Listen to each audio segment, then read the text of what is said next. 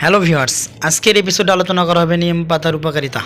নিম পাতার বৈজ্ঞানিক নাম আদা ধীরাস্তা ইন্ডিকা, একটি ঔষধি গাছ যার ডাল, পাতা, রস সবই মানুষের দৈনন্দিন জীবনে বহুবিধ কাজে ব্যবহার হয়ে থাকে। নিম গাছ পরিণত হলে তার গুঁড়ি দিয়ে আসবাবপত্র তৈরি করা হয়। জানালার দরজার কাঠামো তৈরিতেও নিম কাঠ ব্যবহার হয়ে থাকে। একটি নিম কাঠ বহু বর্ষজীবী ও চিরহরিৎ বৃক্ষ, আকৃতিতে 40 থেকে 50 ফুট পর্যন্ত লম্বা হয়।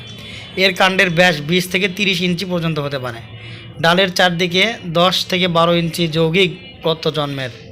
পাতা কাস্তের মতো বাঁকানো থাকে এবং পাতার কিনারায় 10 থেকে 17টি করে খাদযুক্ত অংশ থাকে। পাতার 2.5 ইঞ্চি থেকে 4 ইঞ্চি লম্বা হয়। নিম কাঁচা গাছে এক ধরনের ফল হয়, আঙ্গুরের মতো দেখতে। এই ফলের একটি বীজ থাকে।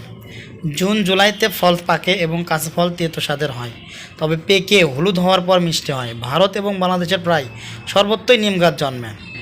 নিম পাতার উপকারিতা: কফজনিত বুকের ব্যথা। অনেক সময় বুকে কফ জমে বুক ব্যথা করে, এজন্য 30 ফোঁটা নিম পাতার রস সামান্য গরম পানিতে মিশিয়ে দিনে 3 থেকে 4 বার খেলে বুকের ব্যথা কমবে। গর্ভবতী শিশু ও বৃদ্ধদের জন্য এই ওষুধটি নিষেধ। কৃমি: পেটে কৃমি হলে শিশুরা রোগা হয়ে যায়, পেট বড় হয়, চেহারা ফ্যাকাশে হয়ে যায়। এজন্য 50 মিলিগ্রাম পরিমাণ নিম গাছের মূলের ছালের গুঁড়ো দিনে 3 বার সামান্য গরম পানি সহ খেতে হবে। উকুন নাশক: নিম পাতা বেটে হালকা করে মাথায় দিলে উকুন মরে যায়। অজীর্ণ: অনেক দিন ধরে পেটের অসুখ হলে নিম পাতা ব্যবহার করলে অজীর্ণতা সেরে যায়। খোস পাঁচড়া: নিম পাতা সিদ্ধ করে পানি দিয়ে গোসল করলে খোস পাঁচড়া সেরে যায়।